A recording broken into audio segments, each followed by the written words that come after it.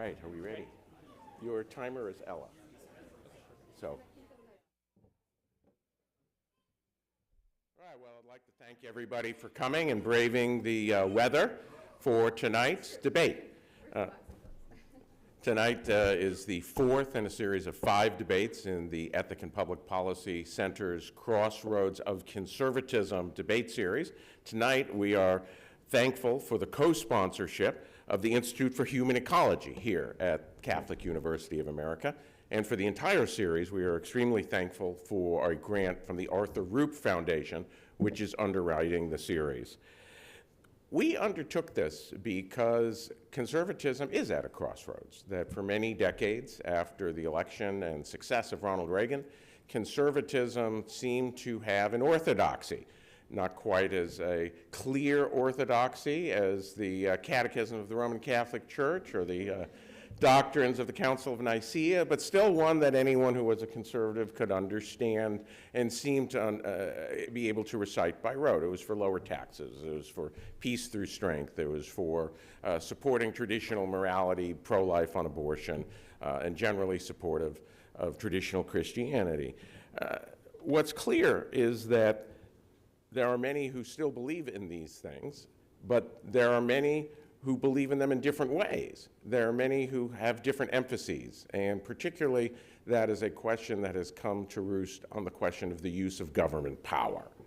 That what was once considered to be anathema, to use another religious term of art, is now considered to be something that is open for discussion, and that is at the root of what we're going to be talking about today. Our formal debate topic is direct federal intervention to support families and marriages through new programs and policies should be a conservative policy.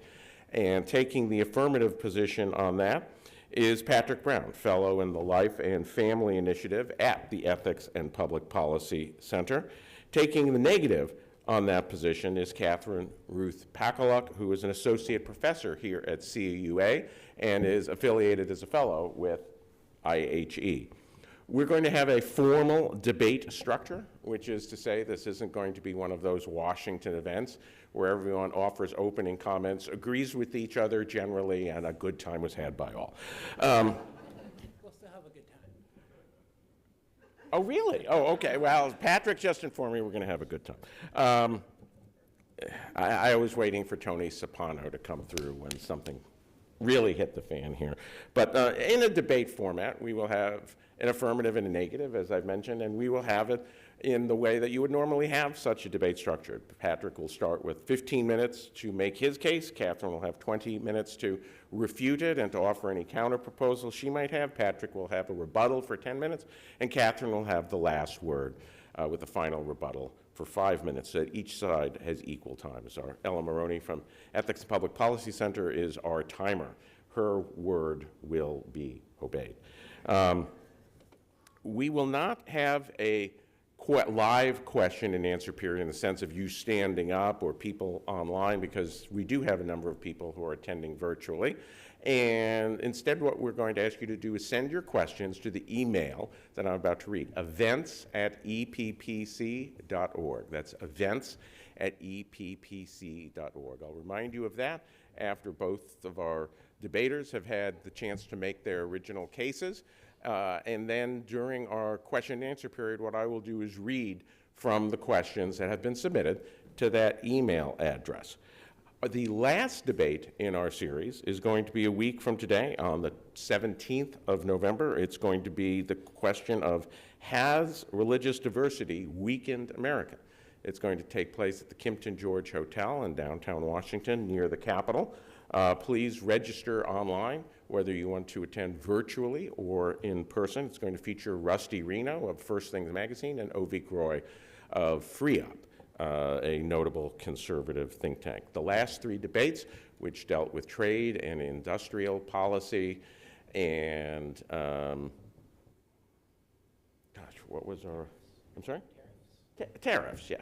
Are available online for you to review. If you missed them the first time, they will be up on the eppc.org website. So without further ado, I would like to introduce the Affirmative speaker, Patrick Brown.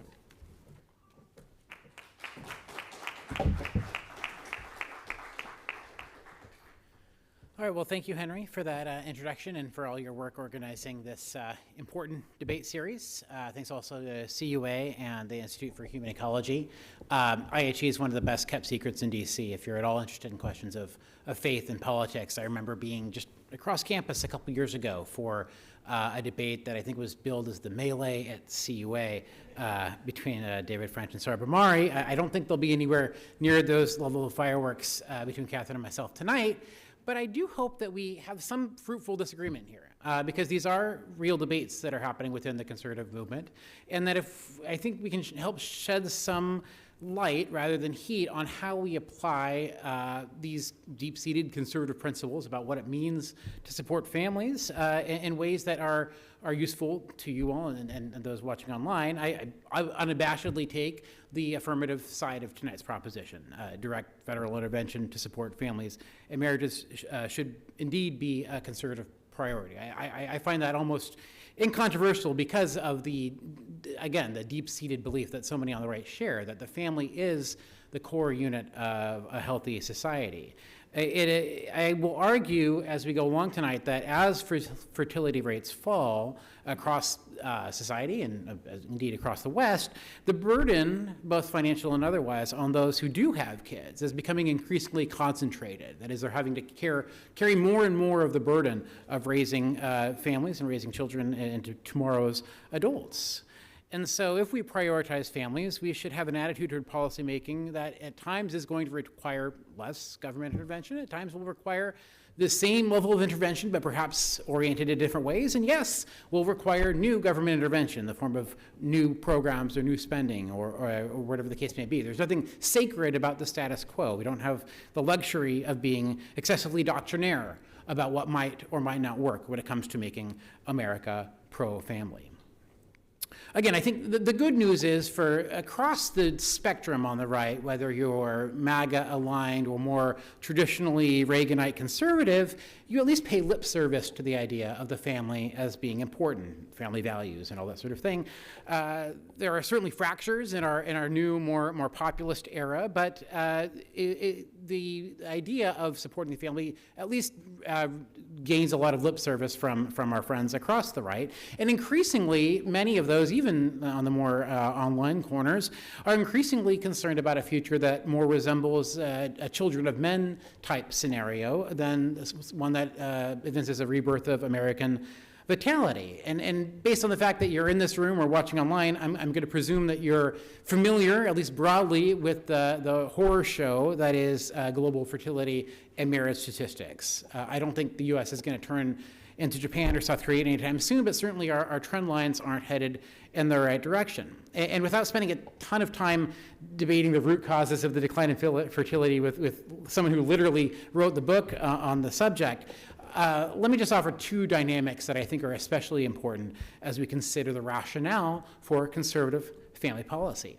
I think it's fairly incontrovertible at this point that decline in fertility is not being caused by the increase in out-of-pocket costs associated with having kids, the diapers and the formula and car seats and that sort of thing.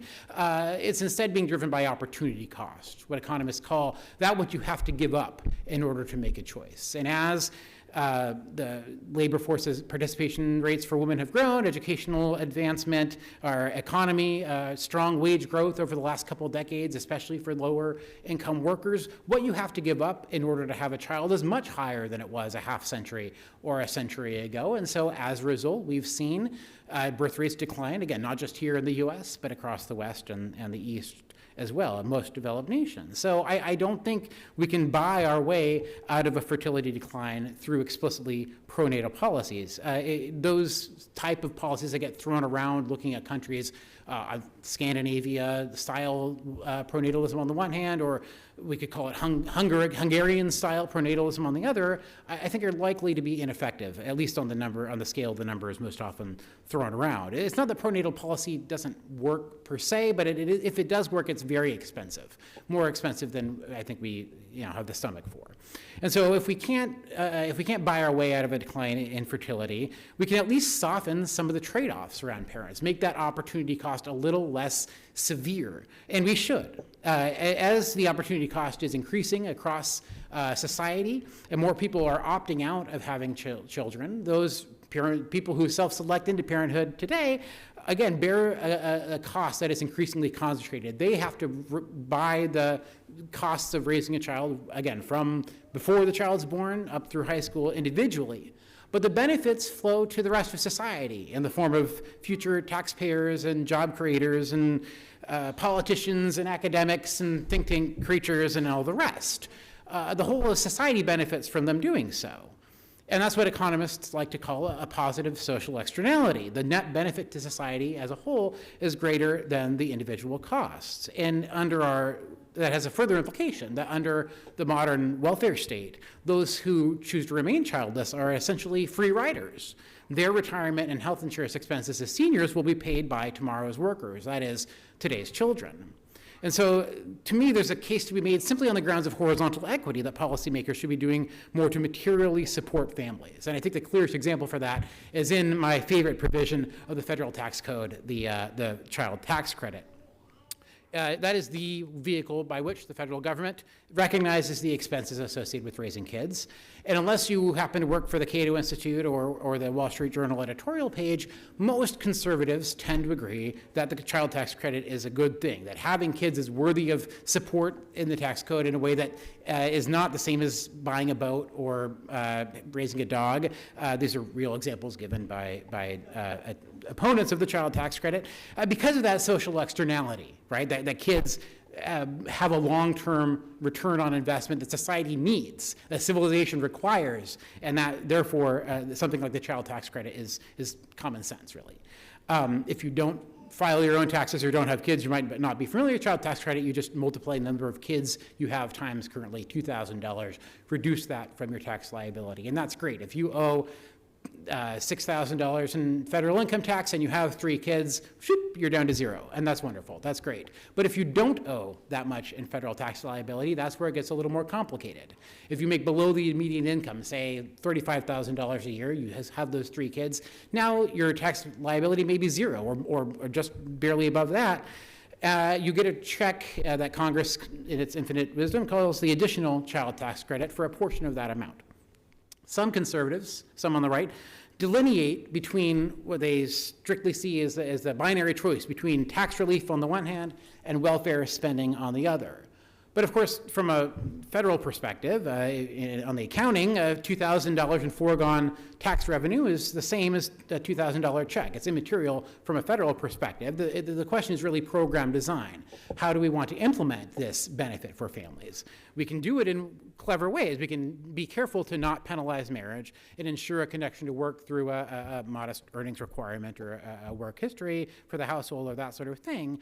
But the important thing to stress here is that if you're a conservative and you see the political realignment that's happening, as working class voters move into the Republican camp, those are the workers who tend to fall into that additional child tax credit camp, right? Those are the ones who just cutting taxes you don't actually do anything for, because famously 47% of Americans don't pay federal income tax. Anybody, sorry for flashback, trigger warning for anybody who remembers 2012.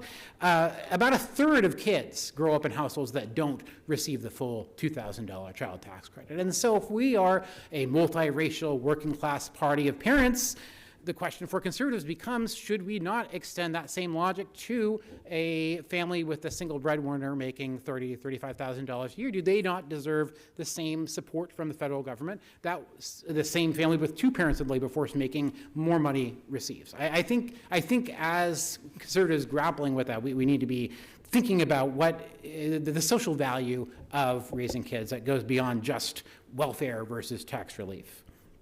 So the CTC I love to talk about because it is, I think, the most transparent example of what this horizontal equity between parents and non-parents might look like. It's rather dry, but we can also think about applying the same logic to other areas of policy as well. How do we design our streets and our roads? Are we making it so families can walk to school and have places to come together communally, or are we sort of defaulting into a more anonymized suburban lifestyle?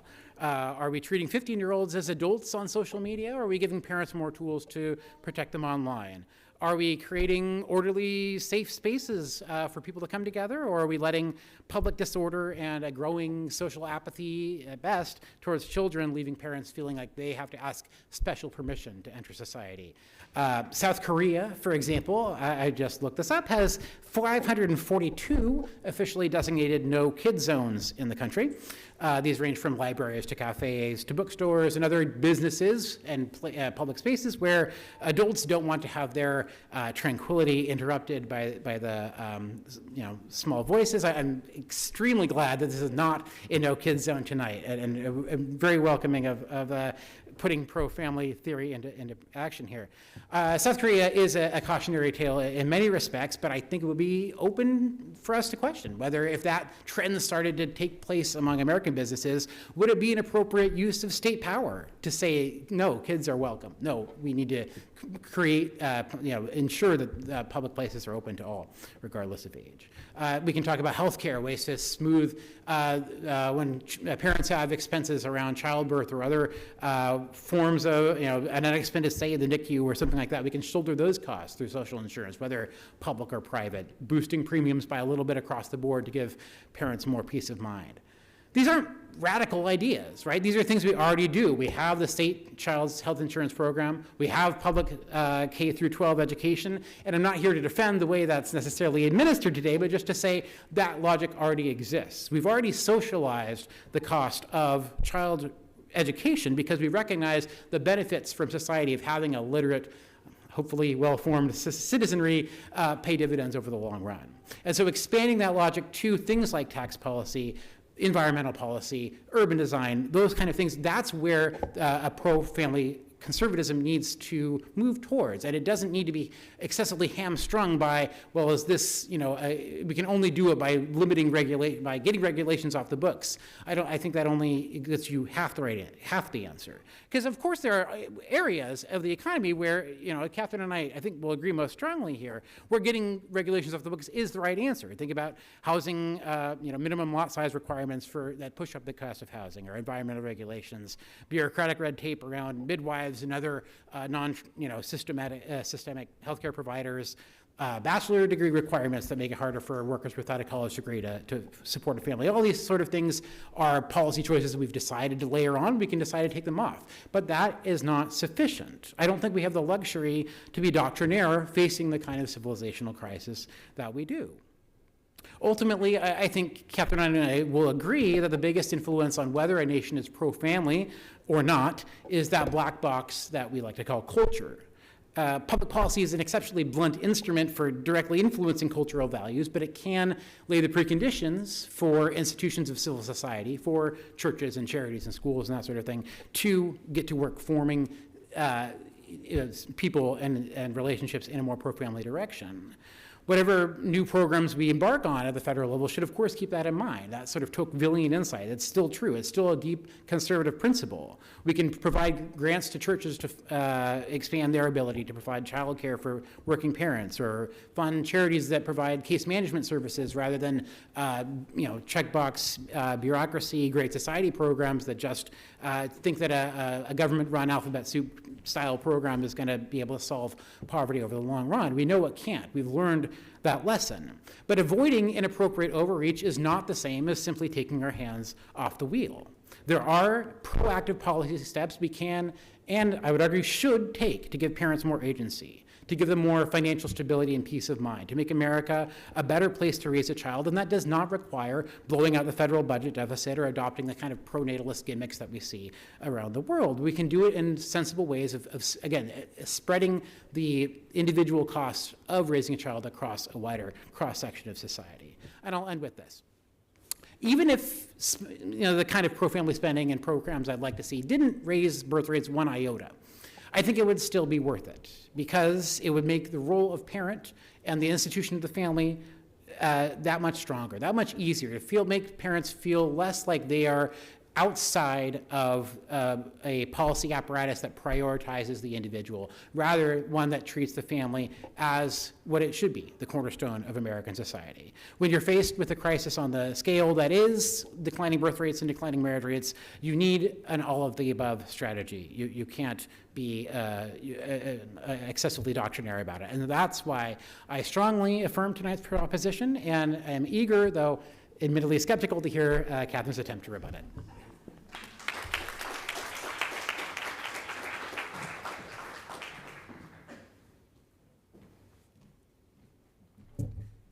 Thanks, Patrick, and thanks to Henry for organizing this. And yeah, I'm here to be doctrinaire, excessively doctrinaire. Okay, so I'm going to take a broad position, and I'm going to go ahead and make it as bad as it sounds.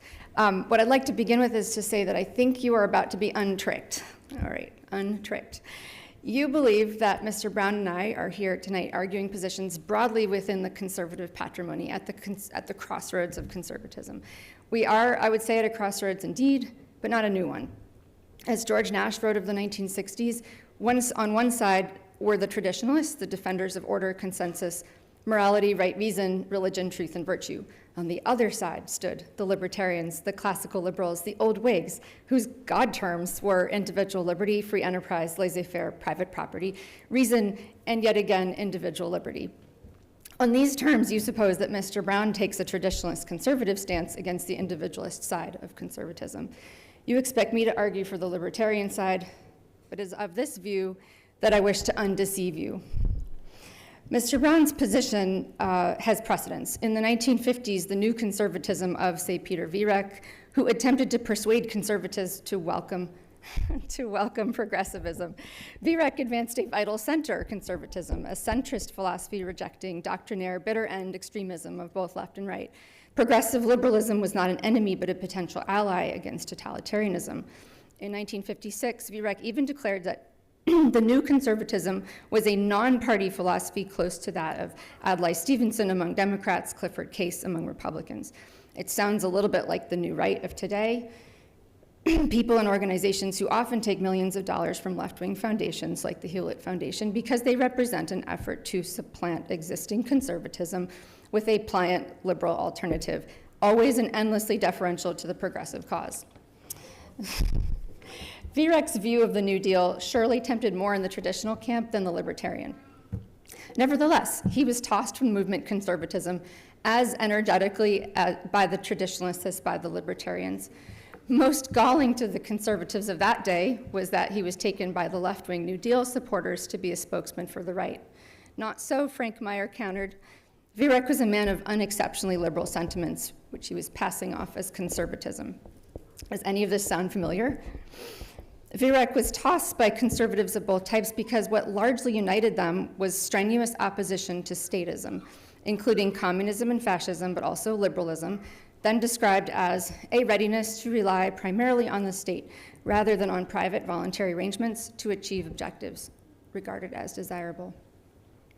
Of course, the federal government enjoyed tremendous prestige after the Second World War, largely credited at the time for lifting the country out of the Depression through spending, protectionism, economic recovery measures, and for the scientific and military might defeating the Axis powers. But freedom conservatives, the libertarian camp, following Edmund Burke, feared that a state big enough to solve problems might soon become your problem. Traditional conservatives, also following Burke, feared that a state big enough to solve problems might soon absorb smaller communities. The tasks of the state were limited and centered at home: rule of law, enforcement of contracts, protection of private associations, policing for civil order, vigilance to foreign threats. The state should not absorb within itself the functions of the family, the church, and the community. The two sides were sometimes philosophically aligned, think Roca and Kirk, and sometimes less so, think Hayek and Weaver. They mostly rejected the older European conservatism. They sought to describe a distinctively American form: larger families, homesteading, a frontier spirit, low church congregationalism mingled with traditional Catholicism and high church Anglos, energetic voluntary associations, hospitality towards immigrants, Puritan frugality, missionary zeal, and a spirit of invention.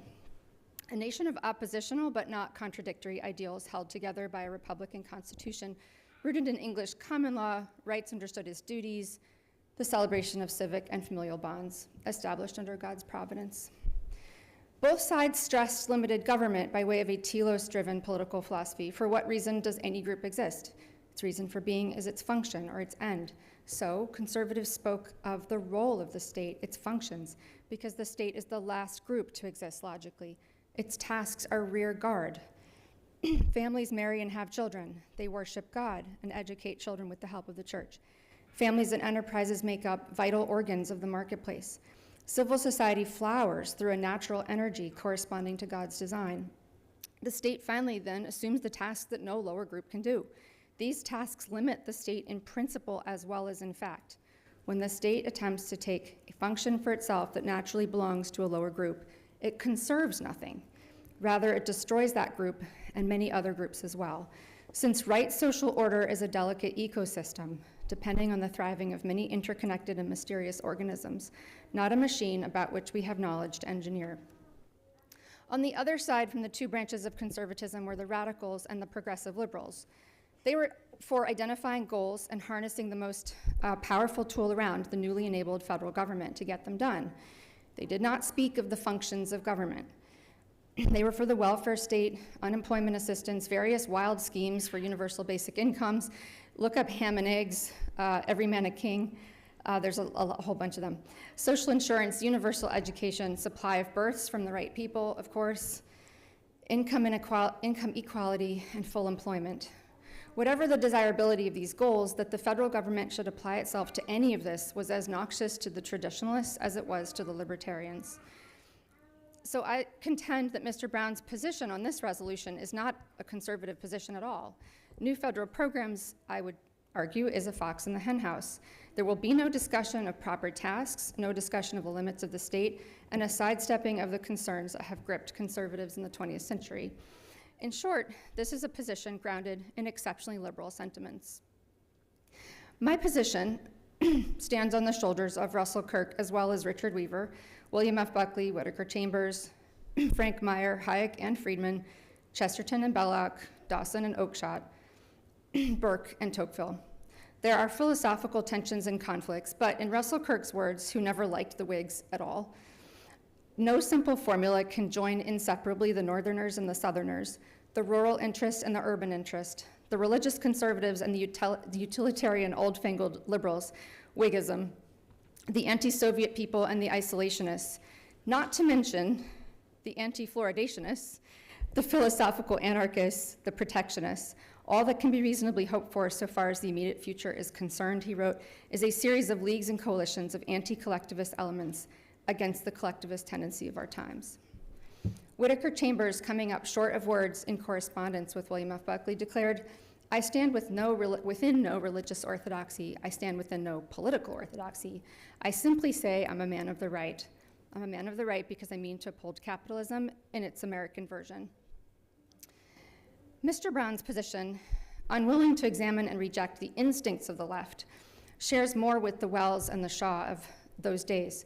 It is not the traditional arm of conservatism. Redistribution is the liberalism of the radicals and the progressives, the socialists, the communists, and the welfare state proponents. It doesn't matter that the ends are conservative, as conservatism is not merely about ends, but means. No matter how much the state funds so-called conservative policy outcomes, statist methods will suppress associational and market solutions that freeing citizens from state intervention assures.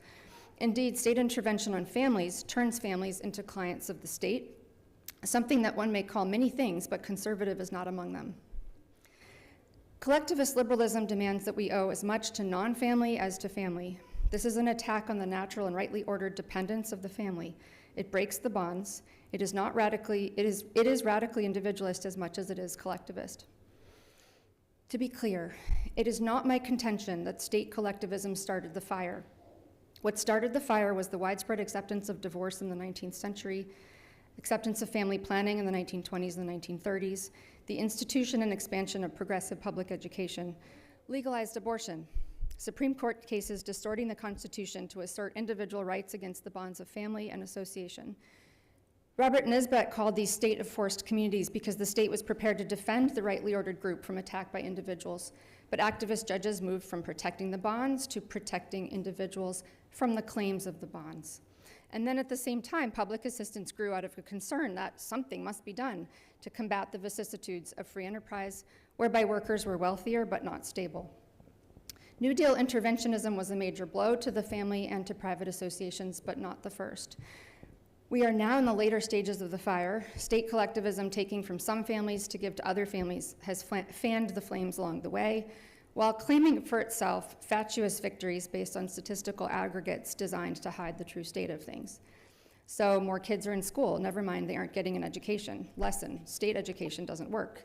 Fewer people are in poverty, never mind they are permanent dependents of an anonymous collective. Lesson, state anti-poverty doesn't work, it just corrects symptoms. Prices are mostly stable at 2.5% inflation. Never mind that prices are supposed to fall in a market economy. Lesson, state-managed money supply doesn't deliver affordable goods for families, only inflation, and then it calls for bonuses and subsidies to help those plundered by inflation. The state, when it takes for itself functions it has no authority to take, fails every time. The statisticians, invariably employed in DC, rush to its defense. They craft policy papers full of tweaks for this and tweaks for that. They devise new metrics. They realize that if you count the same people one way, you can make them look clean, but if you count what's behind their ears, you can make them look unclean.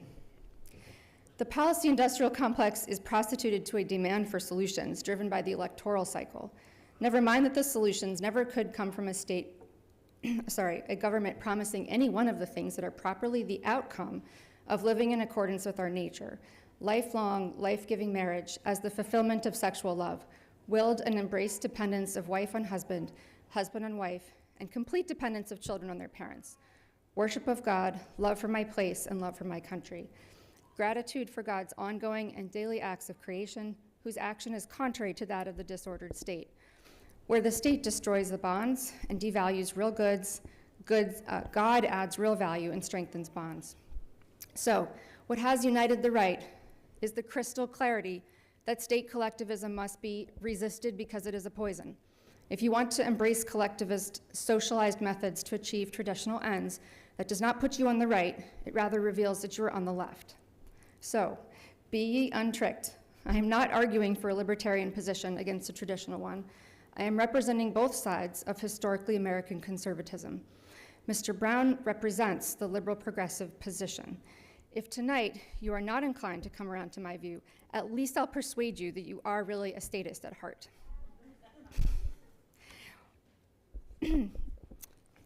There's one rule I'd like to say that guides, and then I'll get around to a few counter proposals, which do include, I think, lots of points of agreement, because this is the doctrinaire position about which there are many rules. Okay, so the one rule from which the other rules spring is that is to preserve the bonds. All right, so let me make that clear. The basis for this historical conservative position is that society is a kind of fiction.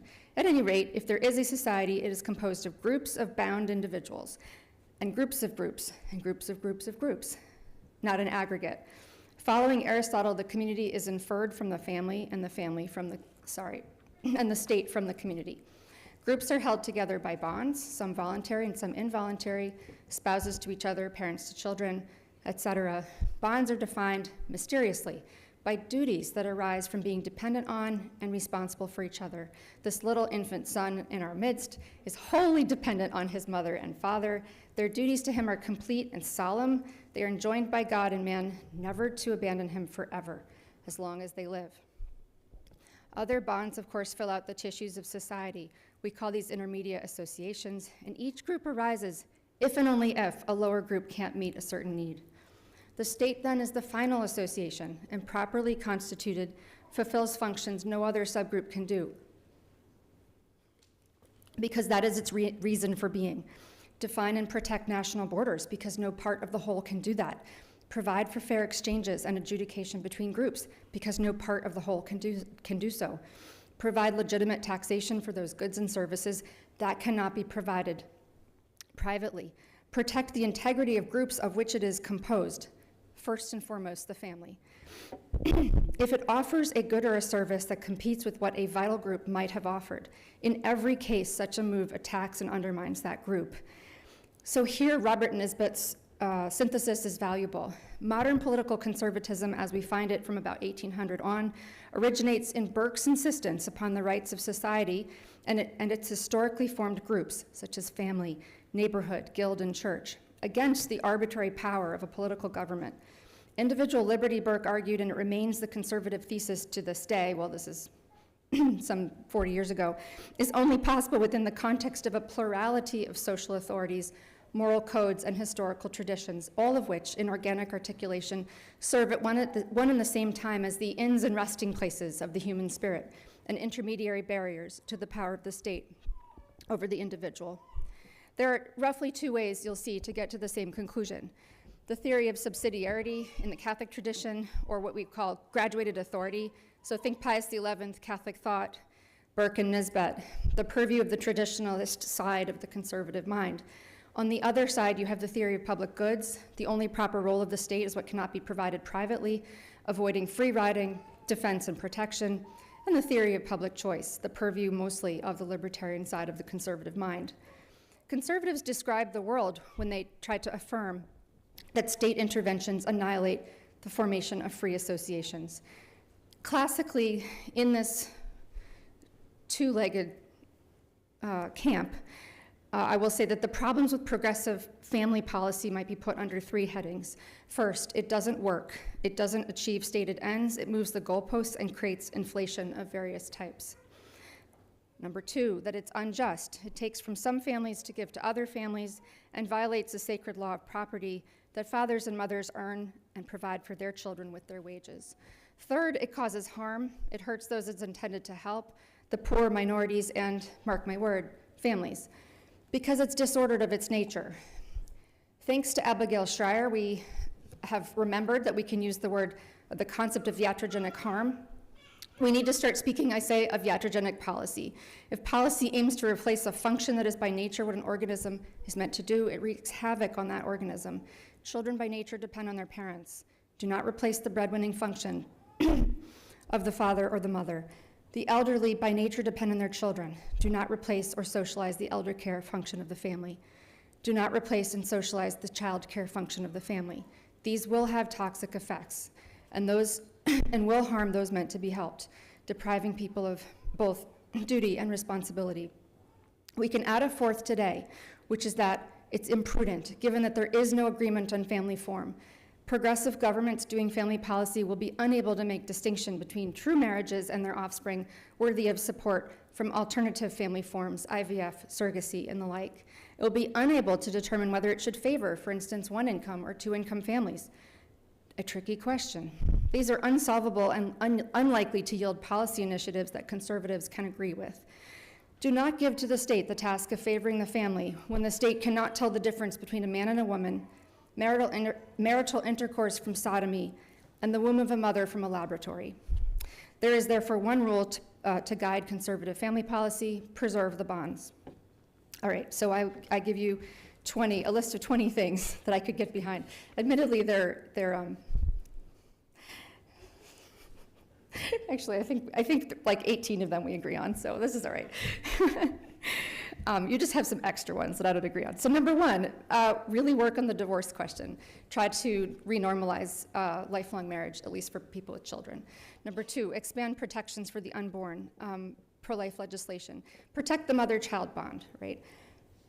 These things have wide-reaching effects. Number three, sunset. We have to do this anyway. We're out of money. Sunset means tested public assistance. Renormalize adoption for non-marital births and alternative living arrangements. Four, sunset public assistance for retirees and elderly. Social Security isn't going to be sustainable into the future. Renormalize intra-family and intra-church care for parents and grandparents. Ditto for Medicare and Medicaid. Renormalize care by kin, extended family, and churches. We do currently have a two-tier medical system in this country, which is a disgrace. Sunset unemployment insurance. Renormalize savings for downtimes and dependence on family, churches, and communities. 7, sunset public education. Care of the young is a task of the family. and groups of families in collaboration with churches, period. Cancel it. Add a full suite of education freedom initiatives, ESAs, school choice, and a path to no government funding for schools. 8, balance the budget and commit to responsible monetary policy. $36 trillion in debt is an atrocity on our children. Progressive family policy would be much more credible if it did not want to finance it by foisting debt on our children. Number 9, lower taxes. That is possible after all the above is accomplished. I've just cut 70% of federal spending. Number 10, a pro-growth agenda. Lower taxes, lower government spending, balanced budget, deregulate entrepreneurship, and uproot anti-competitive occupational licensing. Number 11, tax rates should be much lower overall. Don't create special carve-outs in a high tax situation for families. Reduce taxes on everyone, simplify the tax structure, innovate, perhaps apply the standard deduction, which is much bigger than the child tax credit for children in the household. If increasing the child tax credit is all we can do to get taxes back to overtaxed families, 2 cheers. But they are overtaxed badly, and we're taking with the left hand and giving tiny crumbs back with the right. 12, remove marriage penalties in the tax code if we can find them. Forget about marriage penalties in the welfare system. Conservatives should be bold in saying that a system of benefits designed to replace the income of a breadwinning husband cannot fail to penalize marriage. 13, pro-religion agenda. Families can't thrive without strong churches. Root out every activity of the federal, state, and local governments that replicates or supplements charitable work. 14, protect and defend agenda. Identify literal enemies of the family and continue to work against them. Violent criminals, sex traffickers, pornographers, gambling and weed industries, undisciplined immigration, gender ideology, etc. A pro-housing agenda, deregulate building and the manufacturing sector, deregulate food, maha, raw milk, and the baby formula industry to make it healthier and cheaper. Deregulate the child sector, deregulate work arrangements, promote flex work and part-time options. Free up, I don't know what number I'm on now. Number 19, free up the market for preventive medicine and primary care. This is a total mess. How many families are paying for one government-regulated set of options through their employer? We need a market for direct primary care, free market options for childbirth, and back away from the medicalization of birth. Number 20, deregulate safety. Consider the impact of hundreds of safety regulations. The good news is that families on the ground favor this. The Institute for Family Studies has helped us to see that basically families are moving away from the blue state, the Minnesotas and the Maines, to the states that do all of this already. In short, whether my position be labeled tonight, libertarian or traditionalist, matters actually very little to me. I'm a woman of the right, and I mean to support the family in the conservative and American version. Thank you.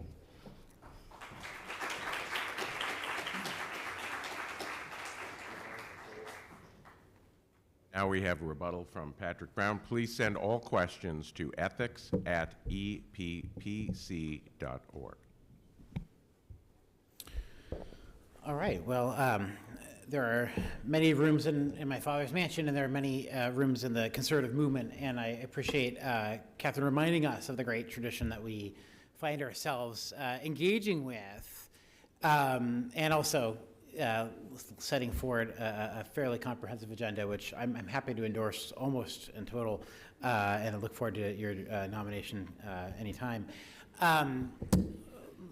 There are other conservatives who were part of this conversation as well, and maybe when I say, doctrinaire or not, these are people who weren't always, in the pages of National Review or working for Barry Goldwater, but they were engaging with these questions, again, trying to get past the political exigencies of the moment and recovering the deeper truths and applying the insights of social science. I'm thinking of figures like Nat Glazer, Daniel Bell, Irving Kristol, most relevant for our conversation tonight, Daniel Patrick Moynihan, who saw what was happening to families in the early 60s and his lineage, intellectual lineage across the decades, from Dan Quayle and Rick Santorum and on down the list, responding to what he saw.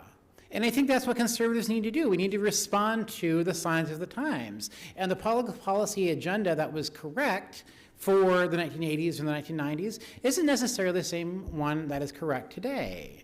let's just talk about the breakdown of the family, because I agree, again, broadly agree with Catherine. We've debundled marriage. The goods that used to be exclusive to married couples are now broadly available in the marketplace, even down to children, but a sexual partner, romantic companionship, the economic benefits of cohabitation, social status, all of these things used to be, effectively reserved for married couples up until the great sexual revolution of the 60s and 70s. And so if there are ways that affirmative public action can restore some of that, I think we should be open to them. There's also ways of scaling back some benefits or imposing new regulations on our social safety net benefits and that sort of thing could remove marriage penalties or even induce marriage. I think, when we talk about something like a baby bonus or paid leave, there's ways to, I'm sorry, I'm getting wonky. If we think about ways to deliver more benefits to parents around the time of childbirth, there's ways to structure that in a way that celebrates or even promotes the stability of a two-parent household rather than being strictly neutral, I'm looking at my colleague Jamie, strictly neutral between the two, or, as too often is the case now, favors serial cohabitation or single-parented over marriage. Those are ways we should be interested and intrigued by, especially in an era of declining marriage and fertility rates. But I think the biggest, maybe, bullet that I think Catherine might actually bite, but many on the right wouldn't, is that she's essentially calling for the government to drastically reduce the scope and scale of our social welfare system, including benefits for seniors, and some much of our social safety net programs. And I guess I just find that politically untenable, and also not especially pro-family in the strict sense that, if we think back to the reason why these programs were founded in the first place, they were often responding to, the moral abhorrence of exceedingly high rates of senior poverty and other, wanting to provide aid to the widow and the orphan. These were good instincts, even if they outgrew their intended purpose over time. Are there ways we can reform entitlements? Of course, and I hope that's on the table for the Doge or whoever else is making policy decisions in DC over the next 4 years. But but trying to scale back the last century of social benefits in the way of saying, well, now people will have more families because they're going to be more economically dependent on each other, that may have been logical prior to 1960 and the advent of contraception, the long-acting birth control, and the breakdown of the family as it is. I don't think you can put that genie back in the bottle. And so in the same way that we've socialized the costs of old age through Social Security and Medicare, I think we should be thinking along similar lines. Now, again, I agree. The family is the cornerstone. We want to protect parental rights and obligations and make sure that parents have the tools to be self-sufficient. But as everything I just said, the status quo is not sacred. The way we design our roads and our health insurance reimbursement forms does not have to adhere to strictly Hayekian principles, right? There are ways we can think about shouldering the benefits of parents that parents have to bear, or being, or trying to be neutral to them. But I don't think, road design is not neutral, right? Suburban housing developments are not neutral. We can either make it easier for people to families to play in each other's backyards and to cross the street and not be hit by a car, or we can be indifferent to that. And so that is where I would love to see conservative policymakers thinking. Again, I think the instinct is always there to say, well, look at car seat regulations. We know they have a contraceptive effect, and there is evidence that they do. People don't want to have to buy bigger cars because of the additional car seats they have to buy, and that has an anti-natal aspect to it. Okay, fair enough. But that's easy for conservatives to agree on because of that long lineage. But again, adapting to the science of the times, adapting to the fact that economic growth alone is not going to get us out of the growing opportunity cost. In fact, it accelerates it, right? Because as I mentioned, if your presumed wage in the marketplace is continuing to go up, your purchasing power continues to go up, you have to give up more in order to start a family. And again, Catherine's book is wonderful, talking about women who don't fit into that mainstream. Women with 5 kids who have college degrees. These are incredible examples of bucking the trend. but they are decidedly, fairly minuscule overall, a percentage or two of all American women. And so building our policy apparatus around their preferences or their ways of understanding the world is not responding to the reality on the ground. And the reality is a greater ability to participate in the goods that used to be exclusive to marriage, and having kids and all sort of thing, decline in having kids and all those sort of things. So we have to recover what the principle is at stake. And the principle that is at stake is families are good, children are good, they're the cornerstone of a healthy society. And while I agree with 19 of the 20 or whatever policy proposals Catherine put out there, I don't think we should be limited to those. We have to be creative. There are some things that the market cannot provide. And for everything else, there's MasterCard. All right, thank you.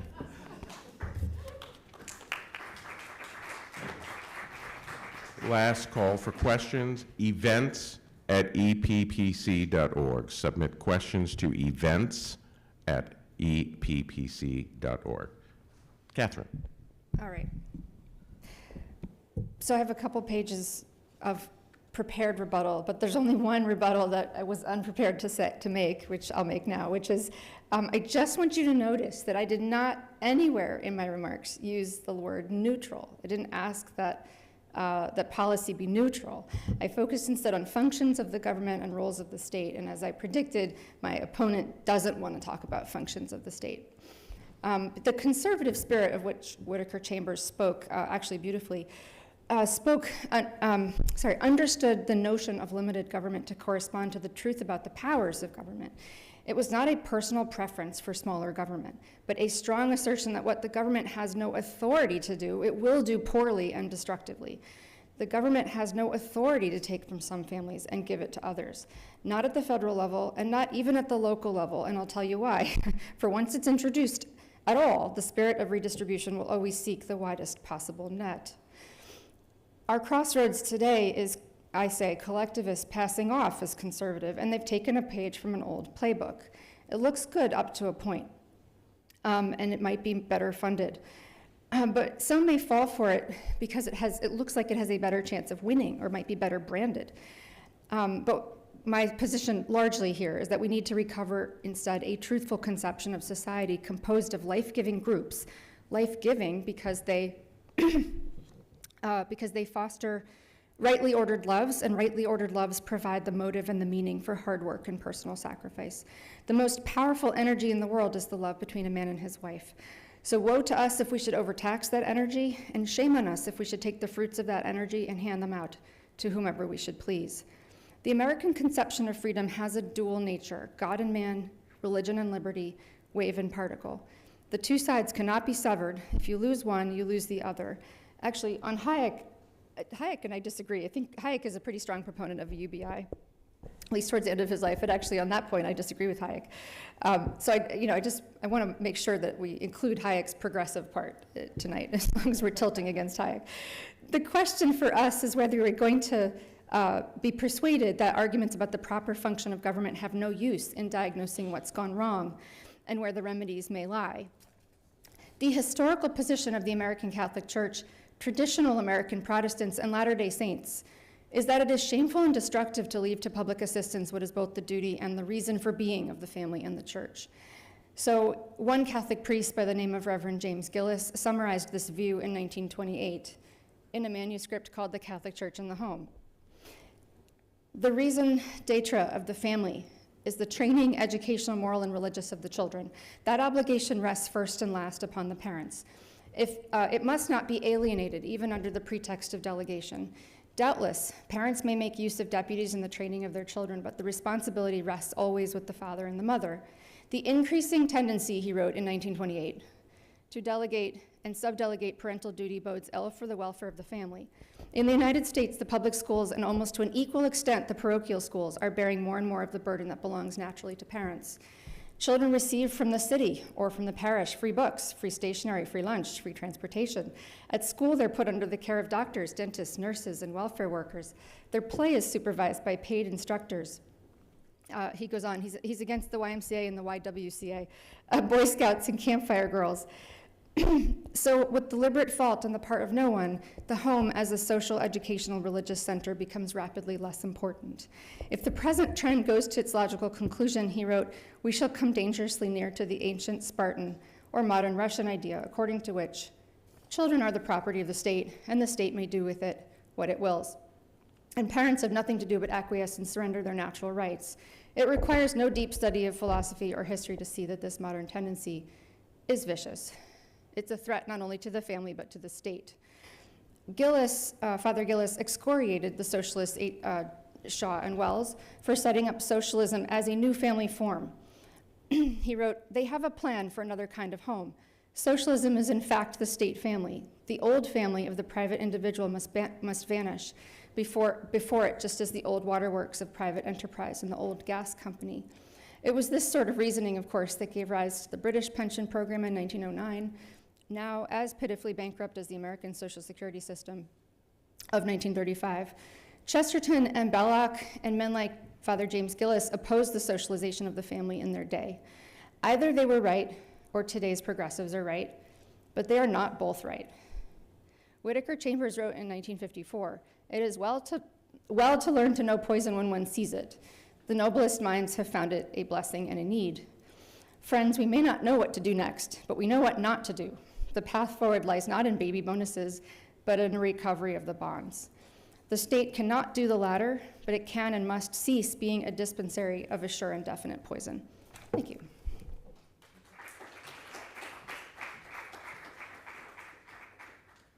Well, thank you. And it is now time for questions, of which I have quite a few. Not me, you have quite a few. So I will try and go through them, alternating between questions directed at each person, but if the person to whom the question is not directed wishes to offer a response, that is permitted as well. For Catherine, what would you say to the idea that tax benefits for families with kids is the same as handing out a check to families? Do you agree with either concept in general?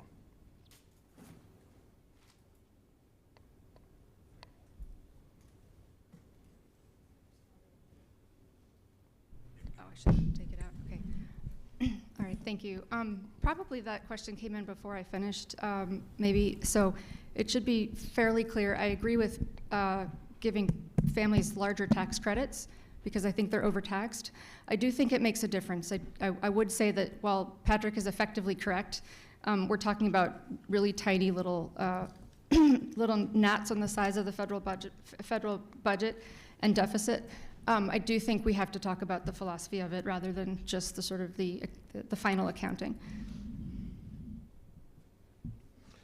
All right, this one's directed to Patrick. Mr. Brown noted that American trends point in the direction of South Korea and Japan's current plight. If we are headed towards civilizational failure, isn't arguing about tax credits and welfare just rearranging the deck chairs on the Titanic? Look, if you want to complain that I'm not dyspeptic enough, that is completely fair. I'm a policy wonk by vocation, and it's beyond my pay grade to really know how to revive a culture, an American rebirth of birth, I guess. Look, is it rearranging the deck chairs on the Titanic? Maybe, question mark, but if you're going down, maybe you should throw a couple deck chairs off to give people something to hold on to, right? We have to be, and this is why, I use the analogy when I was reviewing Catherine's book, which is, again, a great book, but when you're stranded in outer space, you have to, it's like the Star Trek guy, like, yeah, I'm not a miracle worker, but I'm giving her all she's got. Like, that's got to be our mindset. And if policy is a blunt and, dubiously effective tool, but that's all that's in the policymaker's arsenal, well, let's put it on the table and see what we can do. I would love to see, and, I don't know who's watching, the vice president or elect or someone of that stature host a national marriage and fertility family summit, whatever you want to call it, convene actors and media types and think tankers and academics and politicians and have a high-profile discussion about what we can do to make America more pro-family. Because I don't think people, even our friends on the progressive left, don't wake up in the morning and say, how do I screw kids over today? Like, these accrue over time. And so if policy can either remove barriers or add new ways of helping parents, I do think it can help on the margins. And so, yeah, this is a civilizational crisis, and yeah, there's not much evidence that what's been tried other places works, at least not how it's been designed and implemented, but we can be creative, we can be thinking about ways of capacitating those institutions, the churches and the media and all those sort of other things that can maybe change people's minds about what is desirable and what is worthwhile and what is fulfilling, and that is ultimately, for most people, going to be family life. Okay, question that seems to be thrown out to both of you. It could be argued that subsidizing families directly will lead to increased demand for goods like housing, education, baby formula, et cetera, further exacerbating their relative price inflation, leading to further price increases. This will spur calls for further intervention, spending, and inflation. What are your thoughts? So on the one hand, yes. On the other hand, that's essentially textbook Malthusianism. We can solve the problems of limited housing supply by building more housing. We can make healthcare affordable by training more doctors and by introducing more market forces to make healthcare more. We shouldn't be hamstrung in our ability to provide more benefits for families because of other economic problems. I don't think returning to a pre-1913 money supply or something is going to help with that either. But we can have the monetary debate policy for a much smaller group later on. Just because there are other problems going on, crime and drugs and all these other things, shouldn't take our eye off the ball. And the nice thing about writing about family policy, like I do, is that ultimately, kind of everything is about family policy. There's an angle at which our labor market and our educational structures and the way that we design unemployment insurance and all these sort of things interact with the ability of people to provide for their spouse and their kids.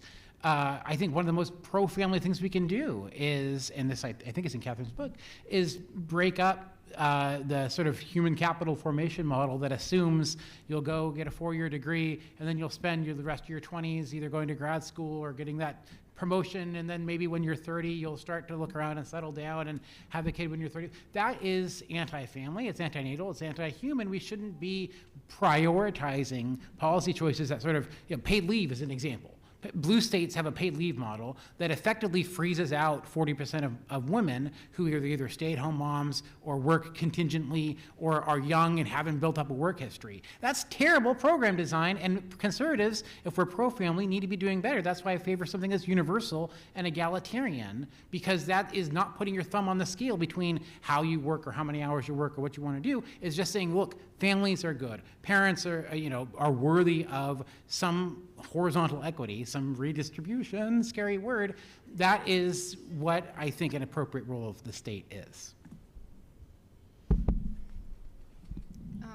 So at the risk of repeating what I said, so I'll say it quickly.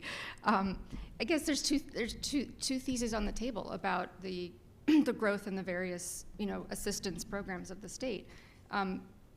One thesis is that everything's the ship is sinking, and so let's just let's at least give them inflationary subsidies while the ship is sinking, right? I mean, that's one thing we can do. And the other thing is to say, well, actually, why don't we reconsider the basis on which some of these decisions were made? I agree with Patrick. I do not believe that if we simply cut the size of the state, that's going to cause a general reflowering of small, Amish-style communities. Although I would like. I wrote in my notes someplace, remember the Amish. So it's not quite like remember the Alamo, but it's similar. Okay, it's similar. So the Amish deeply resisted Social Security when it came out. And they were penalized, and then finally there was a truce that was reached where the Amish could not participate in Social Security. And so we say the Amish, and we say it would be really nice if we had more communities with families and sort of neighborly things that are taking place in Amish communities. But as a matter of fact, I guess my general view is that if the ship is sinking, the best thing we can do is kind of leave leave the types of people traditionally minded to build the kinds of communities that, say, the Amish have built, who hold to different principles about marriage and sexuality, church-going people, leave them free, essentially, and as untaxed and as unburdened to build those communities, which could be the flowering of the next civilization. That's more or less my view. So the state has to get out of the way to leave those people who are prepared to build that free to do so.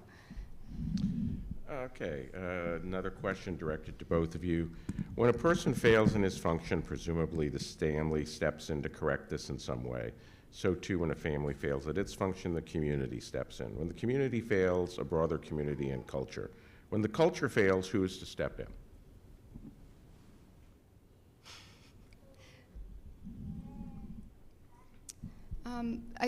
So the culture isn't well defined in this sense. So the culture isn't a group.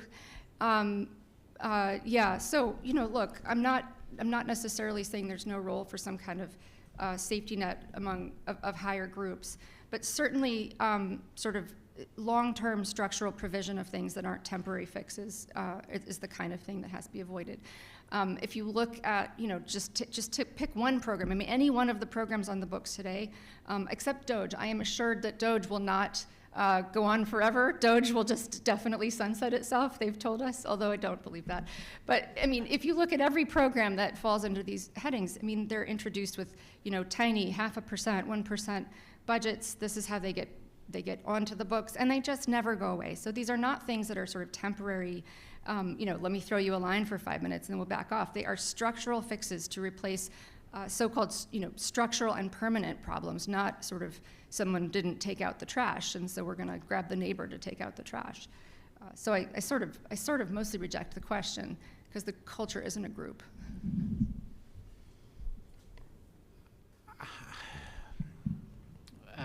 What's the saying about dissolving a people and electing another?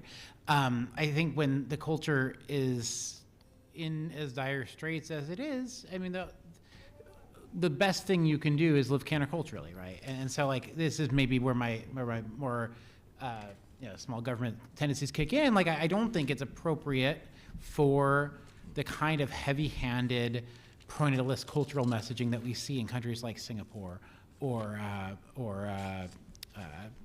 other countries. I'm not gonna. I can't pull out. There's plenty. You can Google it. There's plenty of examples where the national government has said we're going to have a night where couples should stay in and do their civic duty, or that kind of approach. That's stupid and doesn't work. And so I don't think it's not the place of the state, I think is the premise of the question, to step in and try to fix a broken and horrific culture in terms of what we do for unborn life and the vulnerable. That's the work of politics. That's the work of cultural witness. But that's not to say that it can't do anything at all. And that's why I say I think some element of bully pulpit, and now it's a lot harder when some of the people with the bully pulpit are fathers of 13 children with 3 or 4 different women, or have been married over and over again without any real, seeming respect for the sanctity of marriage. Those kind of things make it very difficult to speak culturally about the importance of stable family life. But as we've seen, having the world's richest man be a very aggressive, muscular, kind of in-your-face pro-natalist in at times off-putting ways, can at least start the conversation. And I think that there's ways to kind of raise awareness, to kind of borrow that phrase from the left, about the fact that we're in a demographic death spiral. And so if people are more aware of that, maybe there's solutions or ways of living like the Amish or something that might have more appeal if they are more aware of where we're headed. I think that would be my answer to that. I know it's not right. I already answered the question, but I'm going to answer it one more way. So I guess one way to think about what should happen when the culture fails at large is, sort of the logic of looking at, some sort of like the Amish, but looking at places. So it's, although, I think we're both pretty pessimistic about sort of the state of the world, there's so many good things happening all over the place. When I think about like the classical school movement, so I've just panned and said we should cancel all public education, for instance. But, it's not like that's the only thing out there, right? Compared to when I was growing up, there's an enormous movement of classical schools happening all over the country, and it's happened essentially without the state sort of mobilizing and making that happen. And if you look around the country, for lack of a better example, you can find lots of places where people are still having children. And if you look around, you can find all kinds of institutions meeting the needs of women pregnant in difficult circumstances, and you can keep going down the list. And so I think the impulse that I have is to say, look, if it were so bad as nothing can be done, it would be the case that you couldn't find any pocket of something alternative. We can find lots of pockets of those things, and by and large, if you ask those people who are parts of those pocket communities where things are working and flourishing, and you ask them what they would like to see more of, they ask for more of these red state policies, which are lower spending, lower taxes, pro-entrepreneurship, all of those things, the deregulation. That's what they ask for. So that's I guess, my answer to the culture problem. All right, this is a question for Patrick. What impact do you think baby bonuses would have on inflation, especially related to products that families need and most use? I got a lot of non-abundance mindset questions today. Okay, so for those who aren't read in to this topic of a hot debate on family policy circles, baby bonuses are the idea that when you have a child, whether right after birth, when you're filing for a Social Security card, or maybe in the last couple weeks of pregnancy, you get essentially a check. In this case, from the federal government, although it could also be from the state or a philanthropic organization or whatever. And I guess I don't see any impact at all on inflation. The amounts, again, in the reasonable realm, right? If we want to make the baby bonus $100,000, then okay, that's different. And I get off the bandwagon there. But even a $4,000 baby bonus in the grand scheme of things, that's not going to make a difference. Now, there are some people who look at the child tax credit and how it was expanded under the Biden administration, and they can kind of squint and say, well, maybe inflation would have been a couple decimal points lower if we hadn't done that. In the context of everything else that was going on, I still think that's a pretty modest impact, and I wasn't, that was not the reason why I think the Biden administration erred on the fully universal CTC. But overall, I'll just say, again, it's similar to the housing constraint side of things, right? We can get our fiscal house in order and have plenty of money to spend on a child tax credit if we wanted to. The issue is the political economy of entitlement spending. The biggest drivers of our debt over the next couple decades are going to be Medicare and Social Security. And I know that makes me sound like a stick in the mud 90s deficit hawk, and I hate sounding like a stick in the mud deficit hawk, but it's true. Discretionary spending is not what's going to push us over the fiscal cliff. A baby bonus or a child tax credit, those are not rounding errors, but they're really a baby bonus. If you gave every parent having a child $2,000 for the next 10 years, that's like $100 billion. Compared to what we're spending on these other entitlement programs, that's almost nothing. So yes, of course, I'm concerned about inflation. We've seen it's not a pro-family result by any means. It's terrible, and we've seen the political and economic consequences of it. But pro-family spending isn't the cause of it. It may not be the solution, and whatever. I mean, again, I don't think we need to just turn a blind eye to the green eye shades, folks.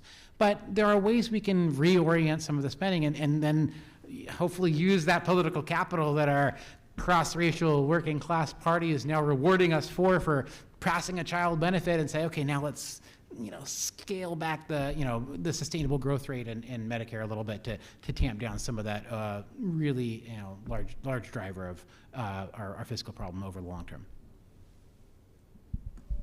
All right, Catherine, is your worldview of more absolute subsidiarity predicated on a much stronger civil society than is currently presented today? In its absence, shouldn't our recommendations change?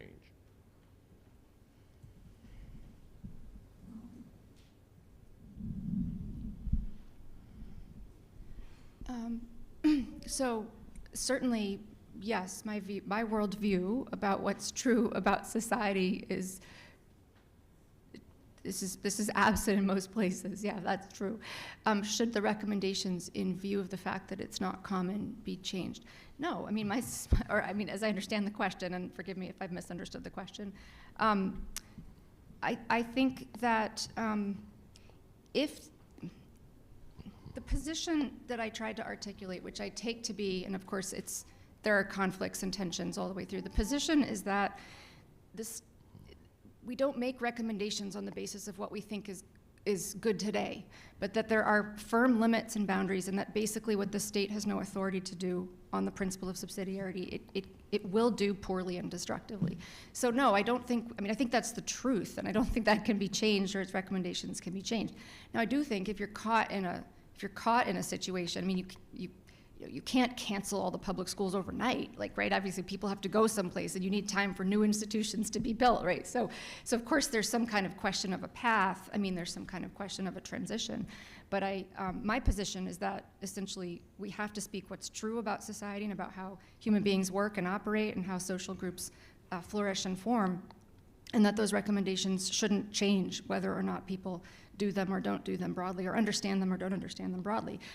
Now, the last thing I'll say, though, is that I do believe, as we've witnessed tonight, even I think in some of the questions and maybe some of our very slight disagreements, I think generally speaking, conservatives of the type that I represent, and I'm not here to represent anybody else, like MAGA Republicans or Reaganites or anybody else. I'm only here to represent this kind of traditional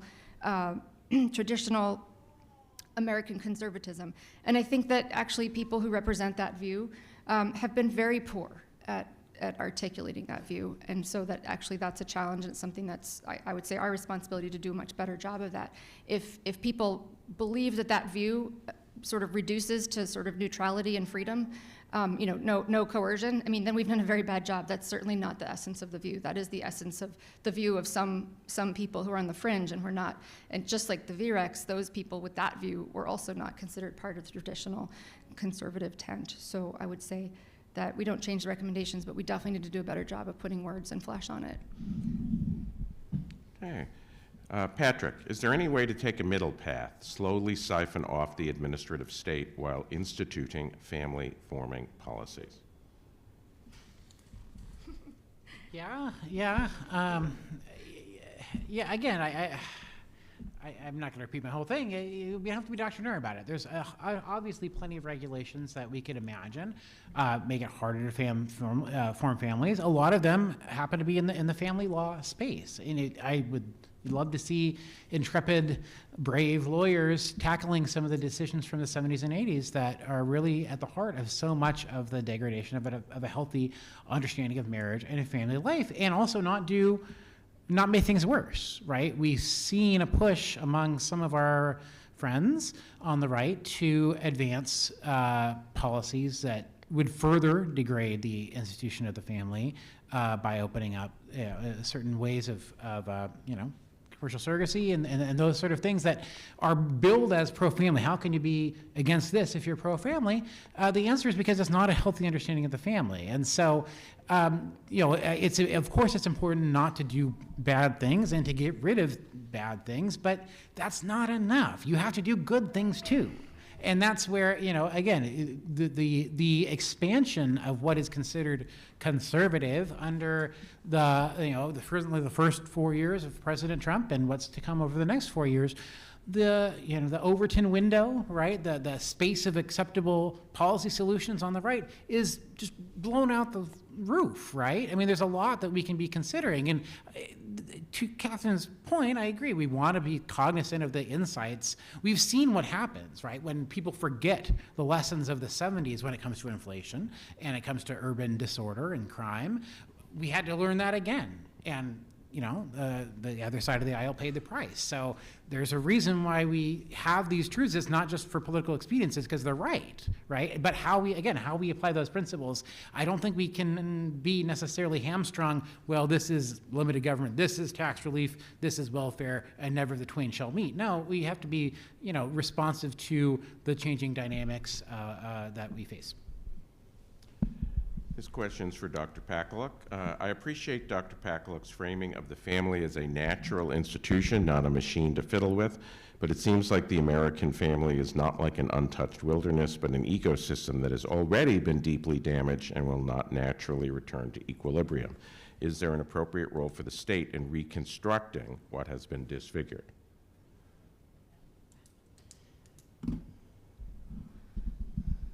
Well, I certainly think it would be an appropriate role for the state to define marriage laws in such a way that it's much, much, much harder to get divorced.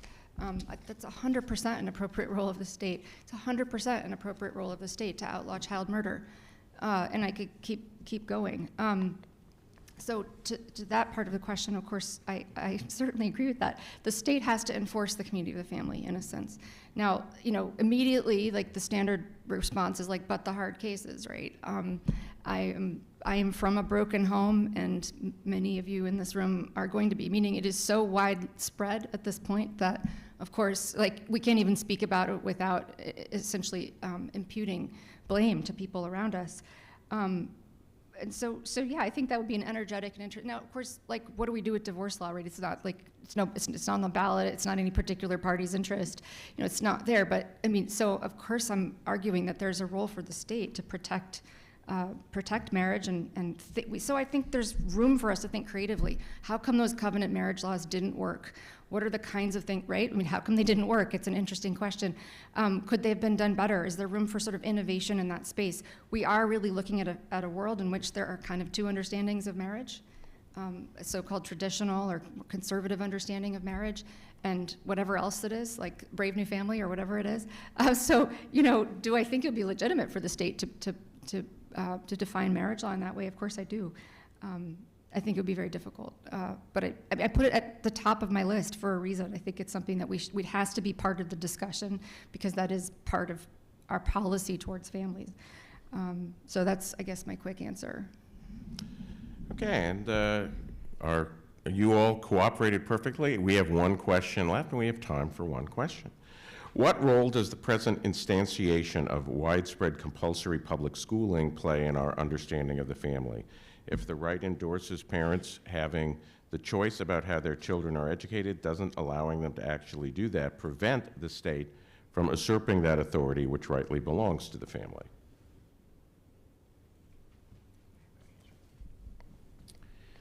Well,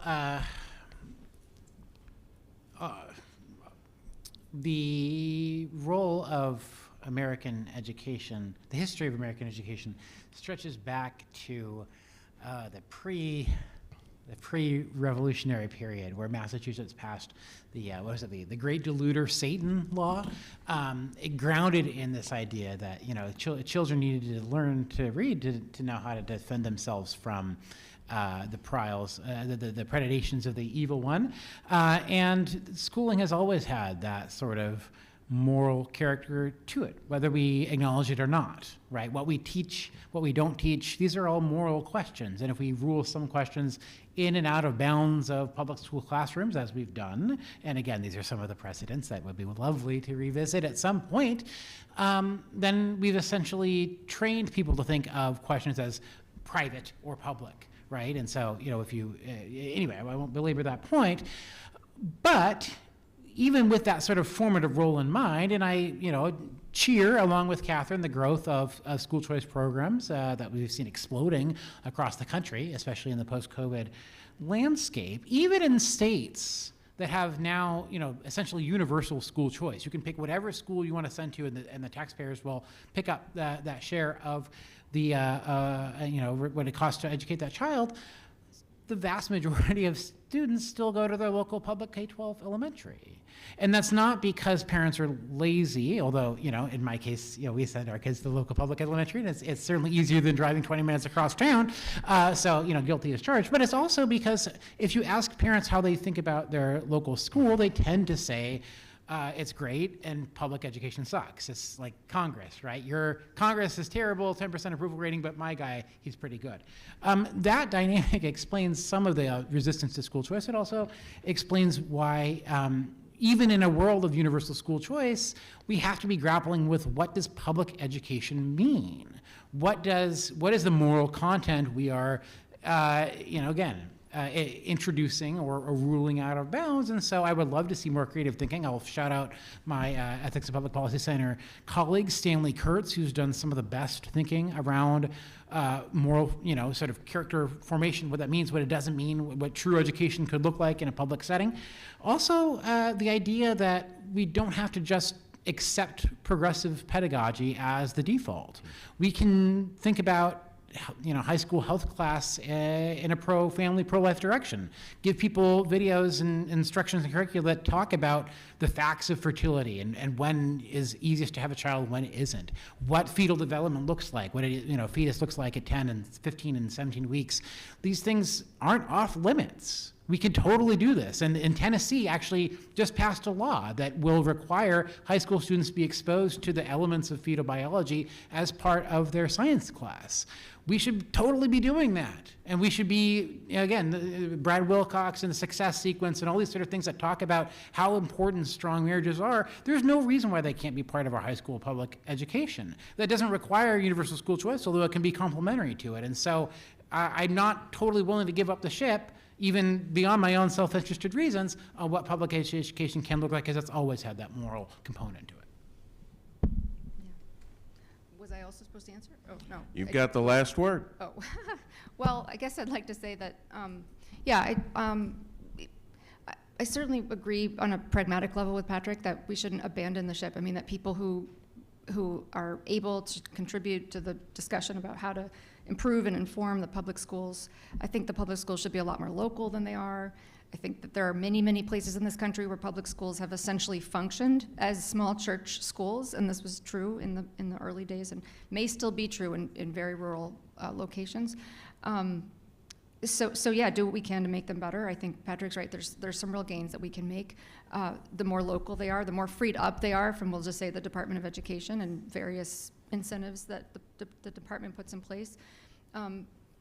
Certainly, those federal level policies usually come with strings attached that are fairly pernicious. So do what we can, for sure. But certainly, I think education is not the function of the state, and so to the extent that we can, we should view it as like the sort of thing that we have to do to sort of make the best of it. But we should move ourselves as close as we can to getting out of that business. And I suspect in many states where people I suspect in many states we'll see that in the next 20 to 25 years. So I think those universal school choice states are likely to hit a tipping point fairly soon, and it will start to become the norm, actually. Well, I'd like to thank both of our debaters for a lively and interesting exchange of views, and I'd like to thank all of you for joining us in person and digitally. Last debate in our series, December 17th, has religious diversity week in America. Sign up at the Kimpton for online, and it will take place at the Kimpton George. Thank you very much. Well, at least we were entertaining.